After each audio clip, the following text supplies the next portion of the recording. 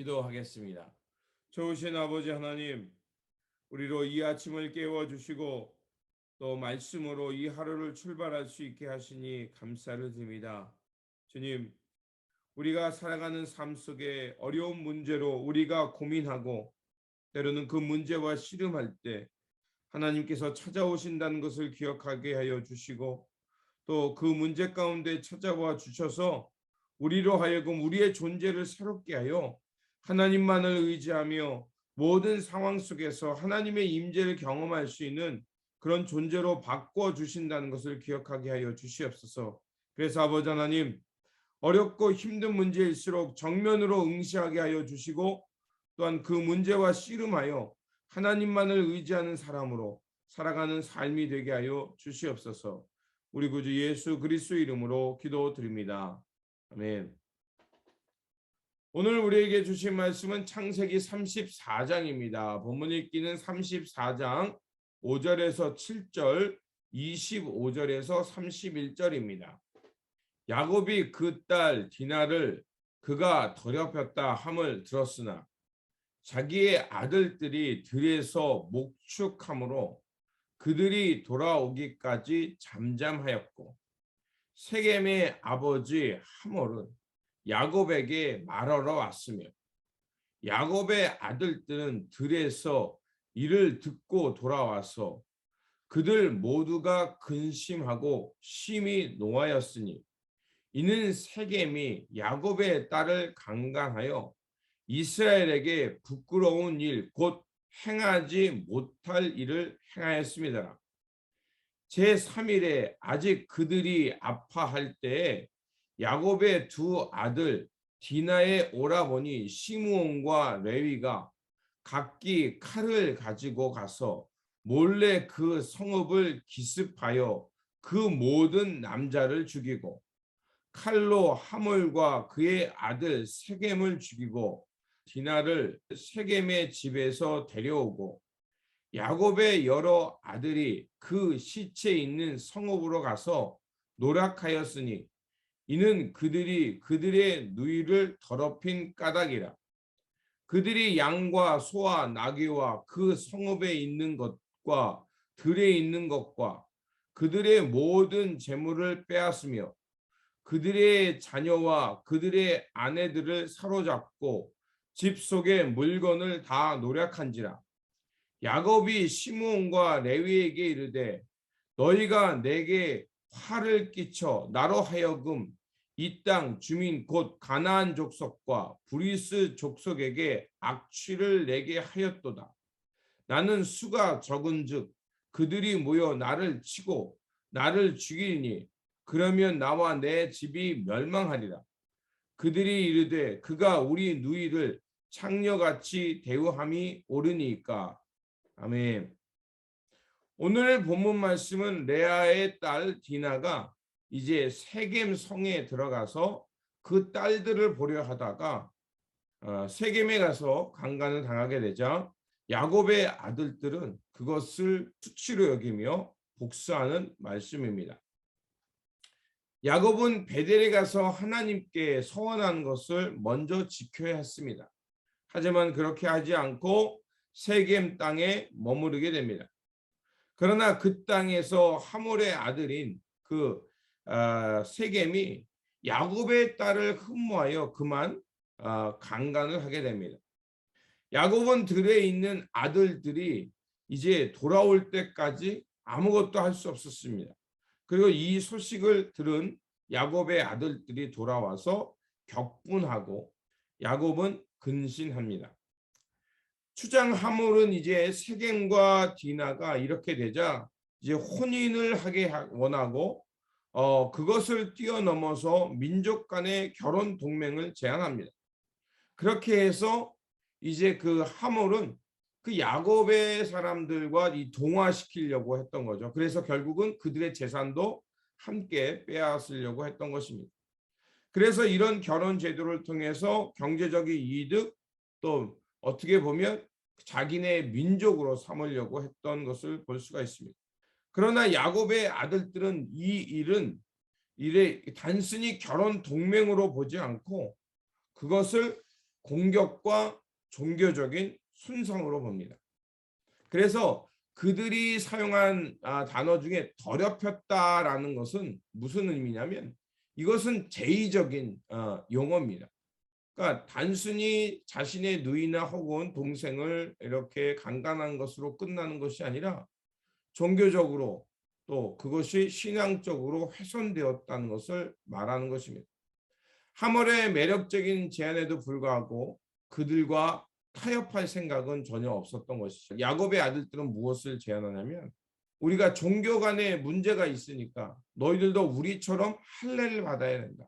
그래서 그 할례를 받으면 그러면 우리가 이 통혼의 문제를 생각해 보겠다라고 말합니다. 그런데 할례를 받는다는 것은 무엇을 말하냐면 하나님과 언약을 맺는다는 것을 말합니다. 그리고 그 언약을 가진 자에 드러내기 위해서 상징적으로 할례를 행하는 거였습니다. 그런데 지금 이 상황에서는 뭡니까? 하나님의 언약을 체결하는 게 아니라 지금 자신들의 분노와 종교적인 부정행위의 개념으로 이제 이것을 전략적으로 이용하여 그 세겜 사람들을 공격하려고 했던 것입니다. 그래서 할례 받고 회복 중에 있던 세겜 사람들에게 이제 시므온과 레위가 기습을 가해서 그 성에서 이제 할례로 고통받고 있는 상황에 있는 사람들 하몬의 집안 사람들을 다 죽이고 이제 자신들의 명예를 회복하고자 합니다. 하지만 이런 보복은 어떻습니까? 더 큰 화를 초래합니다. 야곱이 그 시몬과 레위에게 분노했던 것을 알 수가 있죠. 34장 30절에 보면 이렇게 말합니다. 이 땅의 주민 곧 가나안 족속과 브리스 족속에게 악취를 내게 하였도다. 나는 수가 적은즉 그들이 모여 나를 치고 나를 죽이니 그러면 나와 내 집이 멸망하리까. 결국 야곱의 아들들은 자신들의 누이가 이렇게 창녀같이 대우당했으니까 그거의 명예를 회복하기 위해서 살육을 저질렀죠. 그리고 그것으로 끝난 것이 아니라 어떻게 했습니까? 그 하몰의 집안에 들어가서 그 아내들과 또 그 집안에 있던 각종 재물들 그리고 소와 나귀 또 양과 염소 들에 있는 것들을 다 탈취해 왔습니다. 자, 우리가 이렇게 살펴볼 수 있습니다. 지금 그 할례라는 그 하나님의 언약 관계를 맺는 상징적인 것을 가지고 어떻게 했습니까? 자신들의 분노를 그 표출하고 보복하기 위한 수단으로 할례의 문제를 가져왔고요. 또한 어떤 문제가 있냐면 눈에는 눈, 이에는 이 이렇게 얘기하잖아요. 근데 그것은 뭘 말하냐면 내가 당한 것 외에는 더 이상의 보복을 하지 말라는 얘기였습니다. 그런데 이들은 어떻게 했습니까? 지금 누이가 명예가 훼손되고 누이를 디나를 지금 함부로 대한 거에 대한 보복이 아니라 그들은 오히려 이것을 수단으로 즉 할례라는 종교적 수단을 통해서 자신들의 분노를 표출했을 뿐만 아니라 그것보다 더 과한 보복과 그들의 재물을 탈취해 온 것을 볼 수가 있습니다. 이런 얘기는 또한 무엇을 말하냐면 남성들의 폭력에 의해서 희생된 디나 그리고 아무것도 할 수 없는 야곱의 마음 이런 것들이 어떻게 치리됐는가에 대한 얘기가 나오지 않고 오히려 이것을 통해서 또는 종교적 수단을 통해서 그들에게 보복하고 그것을 뛰어넘어서 자신들의 분노를 더 표출하여 더 큰 그들의 보복을 일으키는 이런 것들이 나옵니다. 결국 나중에 창세기 49장에서 야곱이 시므온과 레위에 대해서 그 얘기할 때 그들의 폭력성과 칼에 대한 행위에 대해서 이제 비난하는 말씀이 나오죠. 그렇다면 디나와 또 아버지로서 자기의 딸이 저렇게 남성에 의해서 폭력이 행해졌던 그 아버지의 마음 이런 거에 대한 얘기는 오늘 본문에는 나오지 않습니다. 강자들에 의해서 희생되는 또 아버지로서 아무것도 할 수 없는 비통함, 이런 것을 오히려 침묵으로 또 잠잠하였다라는 것으로 우리에게 오히려 그 슬픔을 말하고 있는 것처럼 느껴집니다.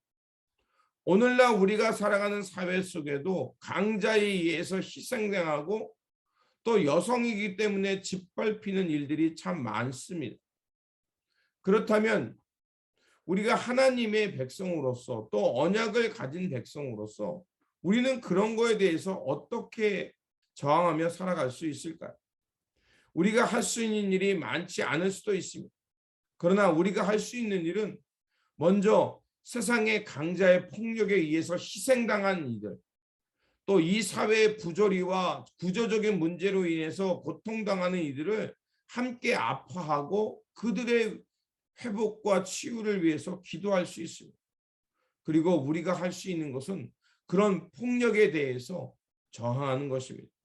잘못된 것이라고 부르짖는 것입니다.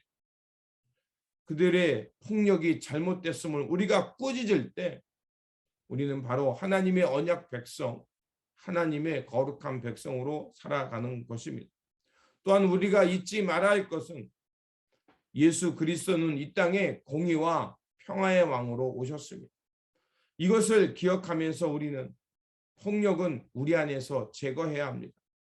그리고 할 수 있는 최선을 다해서 우리는 평화의 방식으로 그 폭력에 저항해야 한다는 것입니다.